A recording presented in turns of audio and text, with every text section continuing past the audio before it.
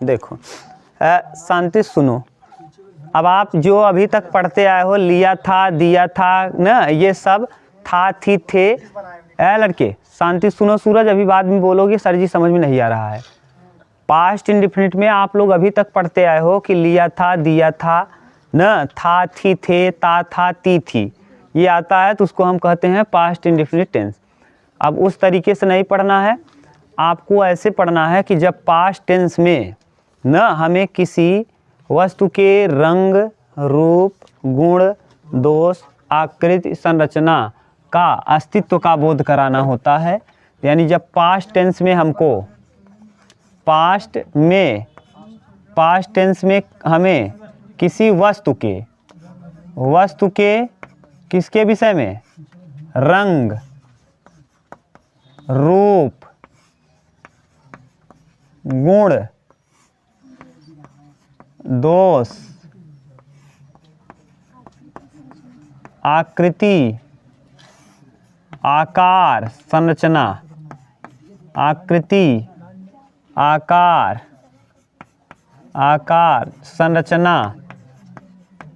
संरचना का बोध कराना होता है, संरचना का बोध कराना होता है। तो ऐसी स्थिति में हम ऐसी स्थिति में का बोध कराना होता है। तो ऐसी स्थिति में हम किसका प्रयोग करते हैं, सिंपल पास्ट का।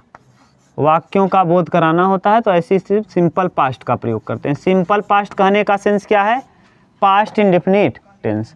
सिंपल पास्ट कह लो चाहे past indefinite tense, past indefinite tense, नीट टेंस। ठीक, ये एक नियम तो ये है पहला पास्ट इंडेफिनिट का। दूसरा रूल देखो, रूल नंबर 2, जब हमें पास्ट में आरंभ किसी कार्य का, जैसे कोई काम पास्ट में चालू हुआ था और वर्तमान में भी वो चालू है, अगर पास्ट में कोई कार्य आरंभ हुआ और उसका प्रभाव वर्तमान पर भी है, तो ऐसी स्थिति में हम दिए गए सेंटेंस को प्रेजेंट परफेक्ट में बनाते हैं। लेकिन अगर पास्ट में कोई घटना आरंभ हुआ और उसका प्रभाव पास्ट में ही है, यानी कोई घटना पास्ट में आरंभ हुआ था और उसका प्रभाव, जैसे मान लो कोई काम कल चालू हुआ था और आज भी वो चालू ही है, तो हम उसको प्रेजेंट परफेक्ट कंटिन्यूअस टेंस में बनाएंगे। लेकिन अगर मान लीजिए कि कोई काम कल ही चालू हुआ और कल ही कंप्लीट हो गया, जैसे सीता ने एक गाना गाया था, तो सीता ने गाना जो गाया होगा वो क्या हो गया होगा, कंप्लीट। ऐसा बोल क्यों रहे हैं, हिंदी में आपको लिखा हुआ नहीं आएगा जब बड़े एग्जाम में आप जाओगे। देखो इस सेंटेंस का मतलब समझ लो। जैसे सीता ने गाना गाया था, अगर हिंदी न दिया होता तो आपको डायरेक्ट देता सीता हैज सिंग अ संग, हैज लगा देता, तो आप सोचते कि पास्ट परफेक्ट में है, लेकिन गड़बड़ है प्रेजेंट परफेक्ट में। प्रेजेंट परफेक्ट में होना नहीं चाहिए। क्यों? क्योंकि कोई भी गाना अगर कोई गाया होगा तो गाना गा के ख़त्म कर दिया होगा। तो इसीलिए जब कोई कार्य पास्ट में प्रारंभ हुआ हो और उसका प्रभाव वर्तमान में भी हो, तो ऐसी स्थिति में हम पास्ट परफेक्ट का प्रयोग करते हैं। लेकिन अगर कोई कार्य पास्ट में आरंभ हुआ था और पास्ट में ही खत्म हो गया, तो ऐसी स्थिति में हम उसे सिंपल पास्ट में बनाते हैं। समझ गए क्या लिखोगे ना? देखो आपको लिखवा भी दिए हैं, क्या लिखवाए हैं बता दे रहे हैं। यदि पास्ट टेंस में आरंभ किसी कार्य का प्रभाव वर्तमान में भी जारी रहता है, तो हम उन वाक्यों को प्रेजेंट परफेक्ट टेंस में बनाते हैं। पास्ट में जारी हुआ था और वर्तमान में भी जारी है, तो ऐसी स्थिति में प्रेजेंट परफेक्ट का प्रयोग करेंगे। लेकिन अगर पास्ट में कोई काम आरंभ हुआ था और ख़त्म भी हो गया है, तब ऐसी स्थिति में हम किसका प्रयोग करेंगे, पास्ट इंडेफिनिट का। ठीक, बोलो अगर आप समझ में ना आया हो तो बताओ ना। यानी पास्ट में आरंभ, पास्ट टेंस में कोई घटना आरंभ हुआ था पास्ट में और उसका प्रभाव भी पास्ट में ही समाप्त हो गया। क्या बोल, हाँ, पास्ट में भी उसका प्रभाव क्या हो गया, पास्ट टेंस में ही ख़त्म हो गया, तब ऐसी स्थिति में हम सिंपल पास्ट में बनाएंगे। कोई घटना पास्ट में आरंभ हुआ था कोई कार्य और समाप्त भी पास्ट में ही हो गया, बीत गया। लेकिन अगर मान लो अभी भी वर्तमान में भी उसका प्रभाव जारी है, तब हम पास्ट में नहीं बनाएंगे, तब हम प्रेजेंट परफेक्ट में बनाएंगे। किसमें, प्रेजेंट। तीसरा नियम ये कहता है कि यदि किसी पास्ट टेंस में, पास्ट एडवर्ब आप किसी पास्ट के टेंस में या पास्ट के क्लॉज में टेंस हो या क्लाज, क्लाज किसे कहते हैं, सब्जेक्ट और प्रेडिकेट मिलकर के क्या बनाता है, क्लाज। तो यानी यदि किसी पास्ट के टेंस में या पास्ट वाले सेंटेंस में या फिर कोई किसी क्लाज में past adverb of time, past adverb of time क्या है, जैसे स्टरडे है, स्टरडे माने बीता हुआ कल, तो यानी जो काम कल ही बीत चुका है, तो स्टरडे अगर किसी सेंटेंस में आ गया, जैसे न पास्ट एडवर्ब ऑफ टाइम अगर कहीं किसी सेंटेंस में क्या मिल जाए, past adverb of time, past adverb of time, अगर पास्ट एडवर्ब ऑफ टाइम मिल जाए भैया, तो समझ जाना वो सेंटेंस किस में बनेगा, सिंपल पास्ट में बनेगा। किस में, सिंपल पास्ट में। इसका हम एक उदाहरण दे रहे हैं, जैसे देखो आपको लिखा हुआ क्या आएगा, जैसे सीता सिंग, सीता हैज संग असंग, सीता हैज संग असंग, असंग स्टरडे, स्टरडे। देखो अब पास्ट परफेक्ट, देखो इसमें कन्फ्यूजन खूब होगा। पास्ट परफेक्ट में क्या लगता है सहायक क्रिया, हैज, और प्रेजेंट परफेक्ट में हैज और है।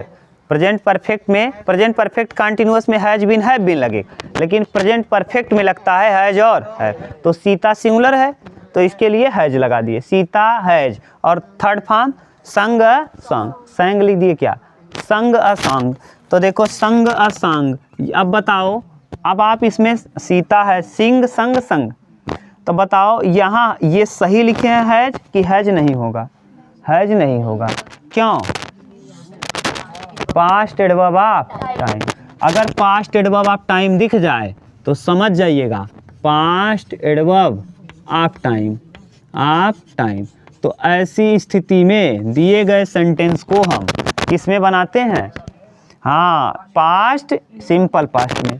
तो इस जगह पे हैज नहीं होगा, इसके स्थान पर, इतने के स्थान पे हो जाएगा Sita sang a song yesterday। अब ये सही है और ये CGL में दिया हुआ प्रश्न है yesterday। आप समझ गए तीसरे नियम का मतलब। तीसरा नियम तब लगेगा अगर पास्ट एडवर्ब ऑफ टाइम दिख रहा है और हैज वेज लगाया है, तो आप ऐसी स्थिति में हैज नहीं लगाइएगा, क्योंकि पास्ट एडवर्ब ऑफ टाइम दिखाता है कि कोई घटना पास्ट में आरंभ हुआ था और पास्ट में ही वो खत्म हो गया है। ठीक, बोलो तीनों के तीनों नियम समझ में आए आपको। अब हम इस पे आपको प्रश्न करा देंगे। पहला नियम क्या कहता है, यदि पास्ट में किसी वस्तु के, पास्ट में किसी वस्तु के रंग रूप गुण दोष आकृति आकार संरचना या अस्तित्व का बोध कराना होता है, तो ऐसी स्थिति में हम उन सेंटेंसेस को सिंपल पास्ट या पास्ट इंडेफिनिट टेंस में बनाते हैं। दूसरा, यदि कोई कार्य पास्ट में आरंभ हुआ है और पास्ट में आरंभ हुई किसी कार्य का प्रभाव वर्तमान पर भी जारी है, तो ऐसी स्थिति में हम प्रेजेंट परफेक्ट का प्रयोग करेंगे। लेकिन पास्ट टेंस में आरंभ किसी कार्य का प्रभाव वर्तमान में नहीं बल्कि पास्ट में ही समाप्त हो गया है, तो ऐसी स्थिति में हम सिंपल पास्ट या पास्ट इंडेफिनिट टेंस का प्रयोग करते हैं। तीसरा नियम ये कहता है कि अगर पास्ट किसी सेंटेंस में पास्ट, हाँ किसी सेंटेंस या क्लाज में पास्ट एडवर्ब ऑफ टाइम का प्रयोग किया गया है, तो ऐसी स्थिति में हम दिए गए सेंटेंसेस को प्रेजेंट परफेक्ट में न बना करके बल्कि पास्ट इंडेफिनिट के सिंपल में बनाते हैं। बोलो भाई सही है। ये तीन नियम है। अब लिया दिया ये वो इसी में सब समेट जाएगा। अभी हम आपको बताते जाएंगे। जैसे उतार तो लिए हो ना लिखवा, चलो देखो जैसे सेंटेंस लिखेंगे हम सिंपल का, तब आपको समझ में आएगा।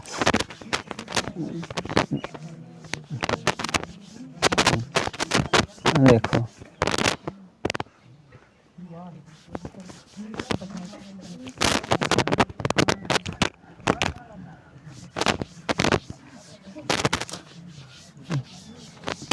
पहला सेंटेंस देखो, पहला वाक्य लिख रहे हैं मैंने, पहले इसका स्ट्रक्चर लिख लो या कंस्ट्रक्शन।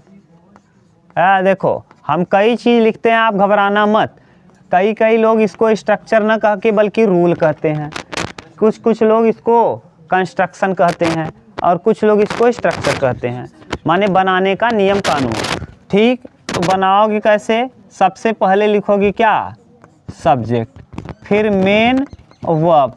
मेन वर्ब का कौन सा form, second form plus object plus ETC, इसीलिए महत्वपूर्ण हो जाता है। प्रेजेंट और पास्ट बहुत ही महत्वपूर्ण है। प्रेजेंट में हम मेन वर्ब में यस या, और पास्ट में हम मेन वर्ब का कौन सा फॉर्म, अब सेकेंड फॉर्म भी आपको वर्ब का याद करना पड़ेगा ना, वर्ब का बहुत ही सेकेंड फॉर्म। और अगर ना याद हो तो हम आपको लिखाएंगे ना, कुछ जो ज़्यादा यूज होता है हम उसको लिखवा देंगे, ठीक, बोलोगे तो लिखवा देंगे एक दिन अलग से। अब यहाँ वीडियो में नहीं लिखाएंगे, वीडियो देखने वाले सब आता है उनको, तुम लोग गधे हो। चलो हाँ चलो एग्जाम्पल देखो। हाँ, मैंने उसे कल एक किताब दिया। अब बताओ, कल एक किताब दी। अच्छा ये बताओ, ये काम कंप्लीट हो गया होगा, दिया, मैंने उसे कल एक किताब दिया। हाँ आप बताओ, कल जो आपने किताब दिया, यस्टरडे बीता हुआ कल, आ गया क्या, पास्ट एडवर्ब ऑफ टाइम। तो इसको किस में बनाओगे, पास्ट इन, समझ गए, सिंपल पास्ट में, यहीं से समझोगे। तो आई, गिव का सेकेंड फॉर्म होता है गेव, गेव। अब किसको दिया, उसे, तो gave him, I gave him. Him होगा इसलिए क्योंकि मेन वर्ब के बाद जो भी लिखते हो ऑब्जेक्टिव केस है, तो ये ऑब्जेक्ट बने, I gave him a book. और कब, हाँ हाँ, तो अ बुक यस्टरडे बता रहे हैं, यस्टरडे। ये दो ऑब्जेक्ट है इसमें, कितने ऑब्जेक्ट, एक को कहेंगे हम लोग डायरेक्ट ऑब्जेक्ट और एक को कहेंगे इनडायरेक्ट। दिया, क्या दिया, किसको दिया, उसे दिया। तो कितने ऑब्जेक्ट, दो। पैसिव बनाते समय हम आपको बताएंगे ये दो ऑब्जेक्ट का खेल, दोनों ऑब्जेक्ट का खेल बता देंगे और दोनों ही ऑब्जेक्ट से हम पैसिव बनाएंगे। डायरेक्ट ऑब्जेक्ट से पैसिव बनाते समय हम क्या लगाएंगे, इनडायरेक्ट ऑब्जेक्ट के पहले टू लगाएंगे, और इनडायरेक्ट ऑब्जेक्ट से पैसिव बनाते समय डायरेक्ट ऑब्जेक्ट के पहले कुछ नहीं लगाएंगे। ये पैसिव में आप खूब अच्छे से सीखोगे, बिल्कुल घबराओ मत। दिया, क्या दिया, किताब दिया, दिया किसको दिया, उसको दिया। इसमें कितने ऑब्जेक्ट, कोई दिक्कत नहीं। I gave him a book, I gave a book him नहीं होगा, नहीं होगा। डायरेक्ट और इनडायरेक्ट ऑब्जेक्ट का खेल है ये, आप घबराओ मत। हम इसको पढ़ाएंगे कब, पैसिव में, खूब बढ़िया से बता देंगे कि पहले डायरेक्ट ऑब्जेक्ट आएगा कि पहले इनडायरेक्ट। इनडायरेक्ट ऑब्जेक्ट पहले नहीं आएगा तो क्यों नहीं आएगा, और डायरेक्ट ऑब्जेक्ट पहले आएगा तो क्यों आएगा। जैसे अध्यापक ने अंग्रेजी पढ़ाया, अध्यापक ने विद्यार्थी को अंग्रेजी पढ़ाया। द टीचर टाट हिम इंग्लिश, हाँ स्टूडेंट, पहले इंग्लिश पढ़ाने का काम किया होगा, पहले लड़का ही आ गया होगा, उसको आता होगा, नॉलेज होगा, तब आएगा कोई कि वैसे ही। ये सब बता देंगे, आप घबराओ मत, आने दो पैसिव तब। डायरेक्ट ऑब्जेक्ट क्या है, जो जहाँ की ज़रूरत है हम वहीं बताते हैं। अब यहाँ इसकी ज़रूरत अभी नहीं है, आप घबराओ मत, हमारा काम है हम समझाना कि डायरेक्ट ऑब्जेक्ट क्या है, इनडायरेक्ट ऑब्जेक्ट क्या है। डायरेक्ट ऑब्जेक्ट के पहले टू लगाएंगे कि नहीं लगाएंगे, और सब कहानी देखेंगे पैसिव में, और बस उसी की तैयारी हो रही है ये। अब जैसे इसका पैसिव बनाओगे तो ही को लाओगे इधर, हिम को इधर लाओगे तो ही होगा, क्यों, क्योंकि ये क्या है, ऑब्जेक्ट है। ऑब्जेक्ट आएगा सब्जेक्ट की जगह तो सब्जेक्टिव केस में लिखा जाएगा, और हिम का सब्जेक्टिव केस ही होगा, क्या होगा, ही। और गेव आप तब पहचानना पड़ेगा, गेव लिखा है यानी सेकंड फॉर्म लिखा है, इसका मतलब ये पास्ट इंडेफिनिट है। और पास्ट इंडेफिनिट का पैसिव बनाते समय वाज और वर लगाते हैं। क्या लगाते हैं, वाज और वर, एक टेंस आगे एक टेंस आगे, बस। छोड़ो, इतना बताने लगेंगे फिर पैसिव में घुस जाओगे अभी आप लोग। दूसरा देखो एग्जाम्पल, अभी आप इसको अच्छे से करो। उसने अपने पिता को एक पत्र लिखा, पिता को एक पत्र लिखा, एक पत्र लिखा। उसने अपने पिता को क्या लिखा, एक पत्र लिखा। तो बताओ, पत्र लिख चुका होगा तभी ऐसा कहा जाएगा कि अभी जारी होगा कि कंप्लीट हो चुका होगा काम, तभी तो आप कहोगे उसने एक अपने पिता को एक पत्र लिखा, तभी आके हमको बताओगे। अगर लिख रहा होता तो आप कहते वह एक अपने पिता को पत्र लिख रहा है। आप आके कहोगे कब?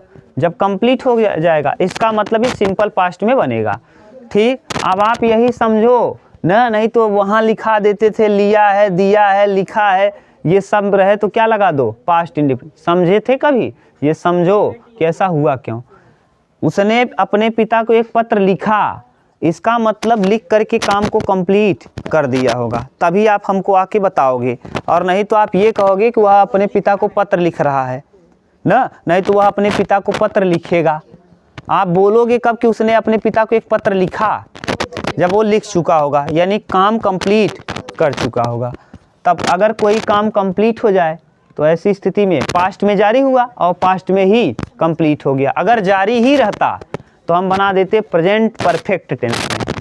अगर काम कुछ हद तक पूरा हुआ और अभी भी जारी है, पास्ट टेंस में आरंभ हुआ था और अभी भी जारी होने का भाव देता, तब इसीलिए लिखवा दिए हैं कि ऐसे सेंटेंसेस को हम प्रेजेंट परफेक्ट टेंस में बनाते हैं। ठीक, तो ही माने उसने। ही रोट, राइट का सेकेंड फॉर्म होता है रोट। Road a letter. अब किसको? अपने पिता को, हिज फादर, FATHER। अब मान लो आप समझ रहे हो लड़की, तो सी रोट अ लेटर हर। ठीक, बोलो कहीं दिक्कत हो तो। सही हो रहा है सूरज? हाँ, लेटर अ लेटर कहाँ इसमें दिख रहा है? हिज फादर अलग चीज़ है, यहाँ कहाँ आपको दिख रहा है? हिज फादर से आप बनाओ, हिज फादर से बनाओ पैसिव। हाँ, write a letter to his father. हाँ, टू सही है, टू को नहीं आने जाने को नहीं, को। ठीक, he wrote a letter to his father, अपने पिता को लिखा। ठीक, ये को वाला सेंस देगा। बोलो भाई, ठीक। हाँ, यहाँ टू लगेगा ना। ये जेन्युइन क्वेश्चन है। जेन्युइन क्वेश्चन इसलिए है, देखो पकड़ ली। क्यों पकड़ ली? क्योंकि टू का ऑब्जेक्ट है, ये पर्सनल ऑब्जेक्ट नहीं है। ये जो ऑब्जेक्ट है ये किसका ऑब्जेक्ट है? टू का। अब प्रीपोजिशन के ऑब्जेक्ट से पैसिव नहीं बनता। मेन तो यहीं छूट गया था, टू हिज फादर। आप समझ गए ना? अगला, हमने अपना पाठ याद कर लिया। हमने अपना पाठ याद कर लिया। अब आप सही बताना इसमें किस चीज़ का सेंस आ रहा है। याद कर लिया, जो पाठ आप पढ़ रहे थे वो कंप्लीट कर चुके हो कि अभी बाकी है? बस यही सेंस हम चाहते हैं कि आपके अंदर दिमाग में डेवलप हो। अभी तक आप दिमाग ना बस टेंस पढ़ रहे थे और लगा रहे थे। लगाओ मत, क्योंकि कॉम्पिटिटिव एग्जाम में जब जाओगे ना, वहाँ सोचना समझना रहेगा, अपना दिमाग यूज करना रहेगा ना। कब तक हम आपके साथ चलेंगे? उसने अपना पाठ याद कर लिया। अब बताओ, याद कर लिया तो कंप्लीट कर लिया। अब इसका मतलब ये सिंपल पास्ट में बनेगा। कुछ नहीं, जो लिखा है वही लिखो। सब्जेक्ट हमने, वी माने हम या हमने। याद करना माने लर्न, वी लर्नड। हाँ, अगला किसका लेसन? Our lesson. सॉरी, ठीक, बोलो कहीं दिक्कत हो तो। ये थर्ड फॉर्म है, सेकंड फॉर्म, लर्न का सेकंड फॉर्म है। ही लर्न आवर लेसन। वी माने हम। बोलो। हाँ, अगला देखो, कहीं दिक्कत हो तो आप बताना, मिटा दें कि उतारोगे? आ जाएगा ना सूरज, अब तो दिक्कत नहीं है। ये सेकंड फॉर्म में दिक्कत है ना, पूरा दिक्कत तो है, ये है सेकंड फॉर्म। चलो सेकंड फॉर्म कल लिख के रटवा देंगे। अरे स्ट्रक्चर मिटा दिए क्या? स्ट्रक्चर तो समझ गए ना। मीनिंग हम का क्या क्या कराएंगे भाई?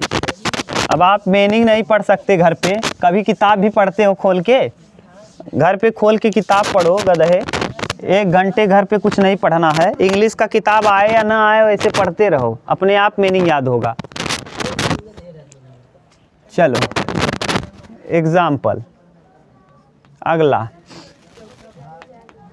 वह विद्यालय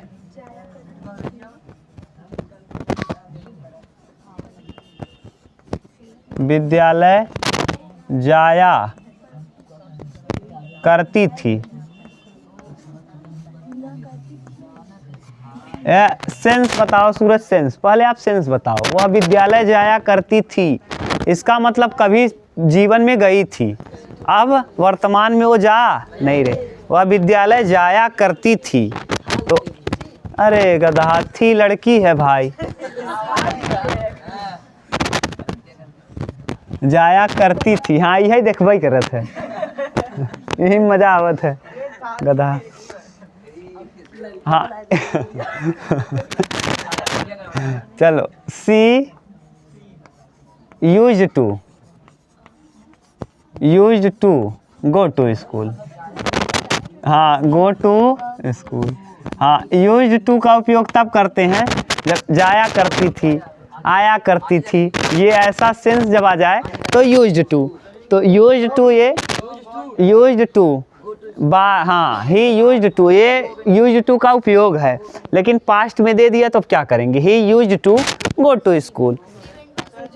सी वेंट टू स्कूल नहीं होगा, सी वेंट टू स्कूल नहीं होगा, जाया के लिए फिर सेंस नहीं आएगा। वह विद्यालय जाती थी, हाँ तो वह विद्यालय जाती थी, वह विद्यालय जाया करती थी। जाया करती थी यानी यूज्ड टू, जैसे किसी चीज़ का आदि कोई हो जाए ना, he is used to bear, वह आदि हो चुका है किसका, शराब का, बियर का। तो यूज्ड टू का उपयोग कब करोगे, जब किसी चीज़ में आदत को दिखाना हो।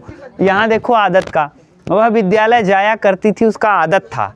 यह हैबिचुअल एक्शन को दिखाने के लिए यूज्ड टू का प्रयोग किया जाता है। ये यूज्ड टू प्रयोग में आप लोग पढ़ोगे। अंतिम है यही, मॉडल वर्ब जब पढ़ोगे तो मॉडल वर्ब 3 प्रकार का, principal modal verb, semi modal verb और याद है मॉडल वर्ब 3 प्रकार का। अरे ऑक्सिलरी तो ये पहला है। मॉडल ऑक्सिलरी वर्ब 3 प्रकार का, प्रिंसिपल, मॉडल और सेमी मॉडल। मॉडल में आपने कई पढ़ा है, विल का वुड, शैल का शुड, कैन का कुड, मे का माइट और यूज्ड टू मस्ट था, और फिर used to need dare ought to न, इतना था, जिसमें 3 गया था किसमें, सेमी मॉडल में। किसमें, सेमी मॉडल। ठीक, हाँ he used to go to market, हाँ वह बाजार जाया करती थी। He used to go to market, वह खाना खाया करती थी। He used to eat food, वह वह नहाया करती थी ना। ये सब जैसा बनेगा जिसमें आदत को दिखाना रहेगा, हम किसका प्रयोग करेंगे, यूज्ड टू। अंडरलाइन कर लो इसको, यूज्ड टू को। अगला बोलो, उसने दूध पी लिया, उसने दूध पी लिया, पी लिया। अब बताओ ये काम पूरा हो गया है कि अभी बाकी है, सूरज बताओ। अरे मजाक मत करो, पहले यहाँ देखो गधा। वह उसने दूध पी लिया, कब कहब, हाँ जब पी चुका हो, यानी कंप्लीट हो चुका होगा। चलो तो ही ड्रिंक का सेकंड फॉर्म ड्रंक, हाँ ड्रंक मिल्क, ही ड्रंक मिल्क। अगला बोलो, वह प्रतिदिन घूमने जाया करती थी। वह देखो फिर आ गया, प्रतिदिन, डेली, प्रतिदिन घूमने जाया करती थी, घूमने जाया करती थी, फिर वही आ गया, करता। लड़कियां लिख लें करती थी, और लड़के लिख लें करता था। बोलो ठीक, he used to, he used to go to walk, टहलना घूमना, हाँ टहलना भी होता है, वॉक माने टहलना। He used to go to walk daily, daily माने क्या, प्रतिदिन। बोलो अगला। हाँ गया गया गया, एक ही खूब कहते हैं, गया गया गया, गया गया गया, बना दो इसको भी।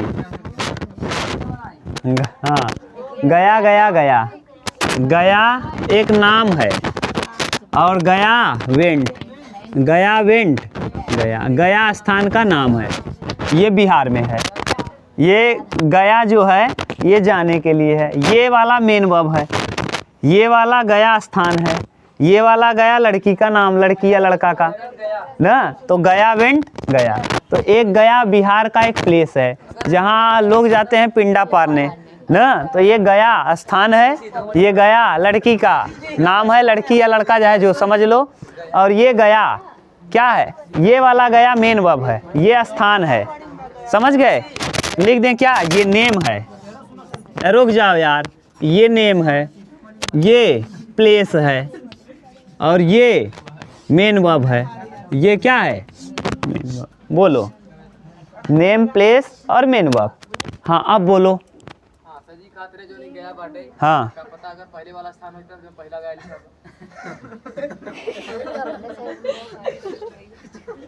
चश्मा लगा लिया है, इस ताक खोपड़ी पे गायब हो गई, उतारा ओके अब सही बा। तो पहले गधा गया, जब कोई व्यक्ति प्लेस से पहुंच जाएगा पहले व्यक्ति आएगा। अच्छा राम बाजार जाएगा कि बाजार वही राम के लगे चला है, क्या क्या दुनिया में इंसान। उतारो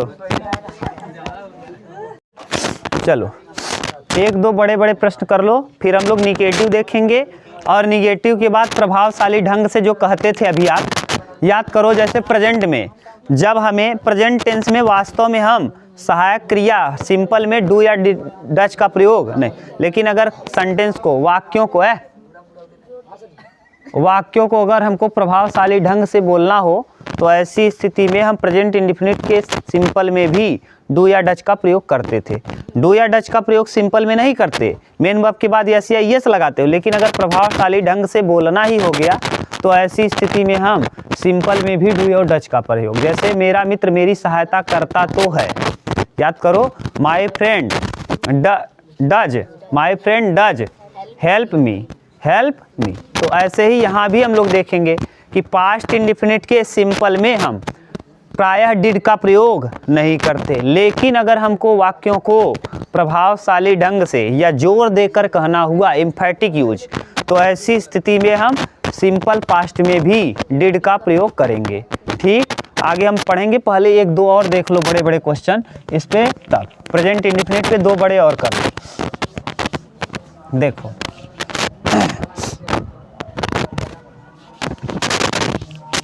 राजा हरिश्चंद्र ने,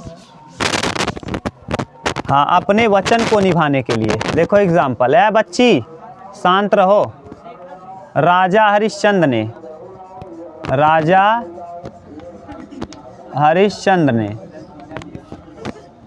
हरिश्चंद्र था कि चंद्र था? राजा हरिश्चंद्र ने अपने वचन को निभाने के लिए, वचन प्रॉमिस माने वचन होता है, जानते हो ना, वादा या वचन, अपने वचन को निभाने के लिए,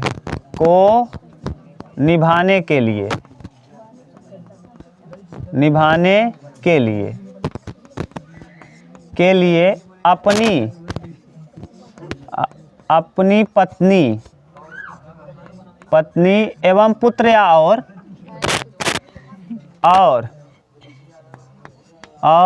पुत्र को त्याग दिया था।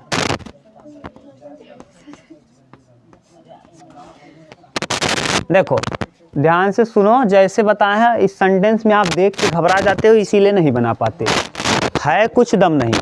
सेंटेंस को देख करके आप घबराओ नहीं तो बन जाएगा, अगर घबरा गए तो फिर नहीं बनेगा। सबसे पहला काम है आपको सब्जेक्ट को पहचानना। तो सब्जेक्ट कौन है? तो किंग हरिश्चंद्र, हरिश्चंद्र।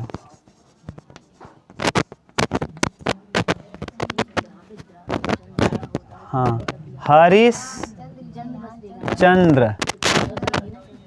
बस ए लगा दो, हरिश्चंद्र। अब द रहेगा, डी ए की जाने दो, हरिश्चंद्र। अब देखो क्या करना, पीछे से अब सब्जेक्ट लिखने के बाद कहाँ चलते हो? त्याग देना, गेव, गेव अप माने त्याग देना, गेव अप। किसको किसको त्यागा था? पत्नी और पुत्र को। गेव अप इवन, इवन माने यद्यपि, दोनों को, अगर दोनों को लगाना है तो even. Gave up even his wife and son, अपने पुत्र और पत्नी को त्याग दिया था। क्या करने के लिए? वचन को निभाने के लिए। को, टू कीप, कीप माने निभाना, टू कीप वचन को निभाना। His, to keep his promise, अपने वचनों को निभाने के लिए उन्होंने किसको किसको त्याग दिया था? King Harishchandra gave up even his wife and son to keep his promise, अपने वचनों को निभाने के लिए अपने पत्नी तथा पुत्र को त्याग दिया। ठीक, अगला, उस दयालु अधिकारी ने बिना पैसे का, उस दयालु अधिकारी ने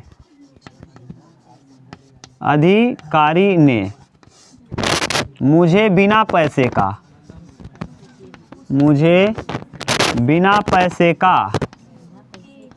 बिना पैसे के उस प्रदर्शनी को देखने, बिना पैसे के उस प्रदर्शनी को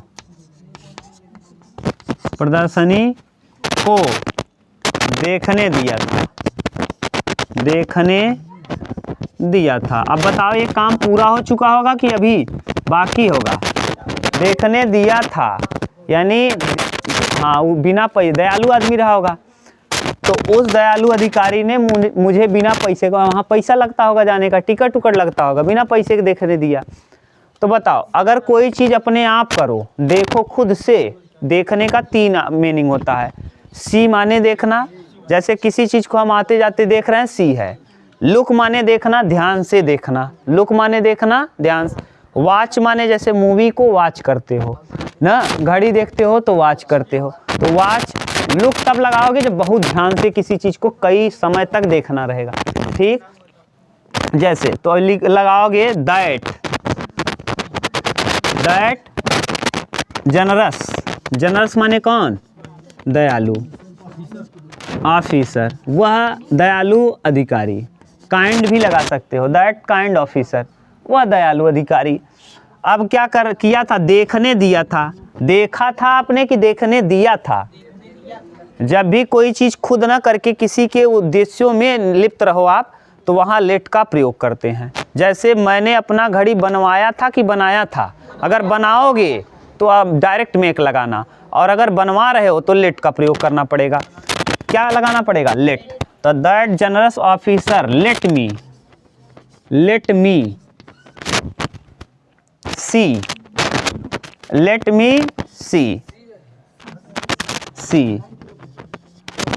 मुझे देखने, हाँ, लेट मी सा, हाँ, सा, यस ए, लेट मी सा, मुझे देखने दिया था। क्या देखने दिया था? हाँ, प्रदर्शनी देखने दिया था। क्या देखने दिया था? प्रदर्शनी। किस प्रदर्शनी को? उस, तो उसके लिए दैट। और प्रदर्शनी का मीनिंग, अब बार बार कहते हो मीनिंग बताओ, तो प्रदर्शनी के याद कर लिया करो। एक्सहिबिशन माने होता है क्या? प्रदर्शनी या उत्सव। उत्सव के लिए दूसरा लगता है, प्रदर्शनी के लिए दूसरा लगता है। एक्सहिबिशन और किसके लिए?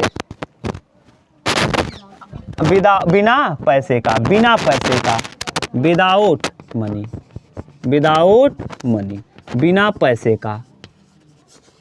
बताओ, that generous officer let me saw that exhibition without money, let me सा।